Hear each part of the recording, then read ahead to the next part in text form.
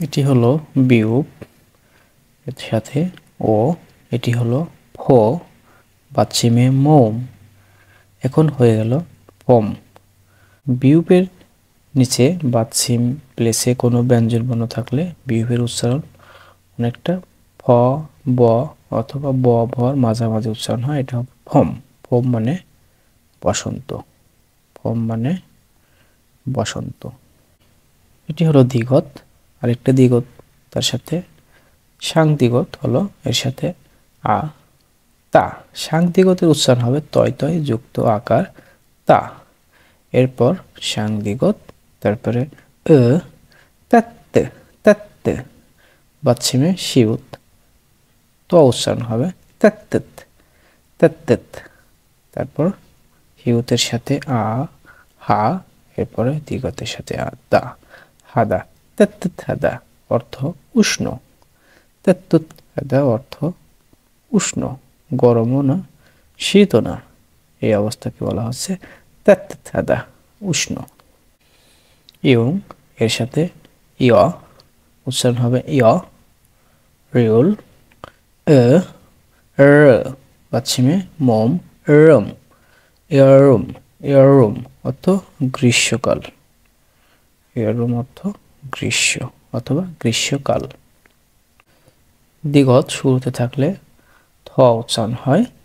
কিছু কিছু ক্ষেত্রে দ্বিগত অনেকটা ধর মতো উচ্চারণ হয়, তো এখানে দ্বিগতের সাথে অ, থ, বাচ্চিমে বিয়োগ, এবার উচ্চারণ হবে থপ, থপ। তারপরে দা, থপ্তা। ধ এবং থর মাঝামাঝি উচ্চারণ ধপ্তা, ধপ্তা অর্থ গরম, ধপ্তা অর্থ গরম।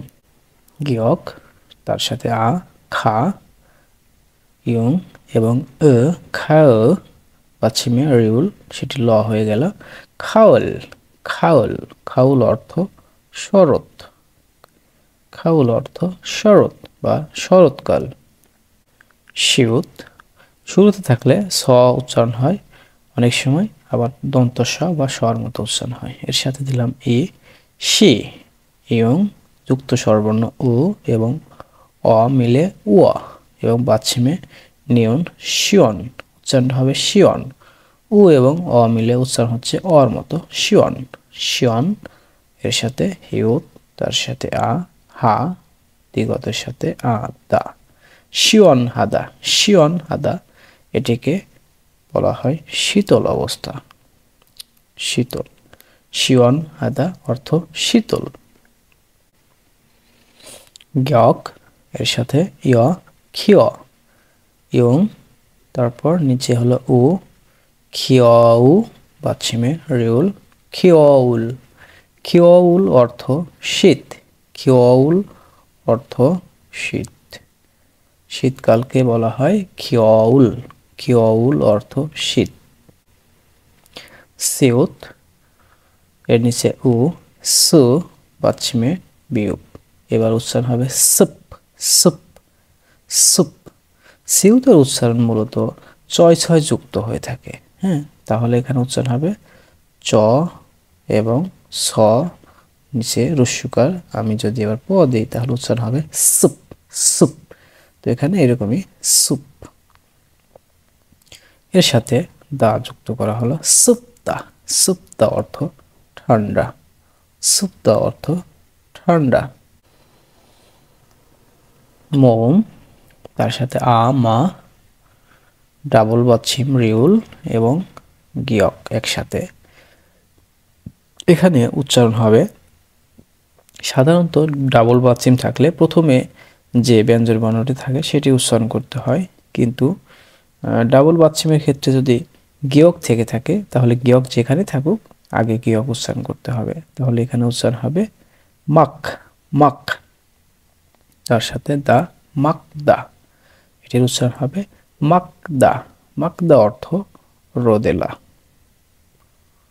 মাকদা অর্থ রোদেলা অথবা পরিষ্কার আকাশ, এরকম।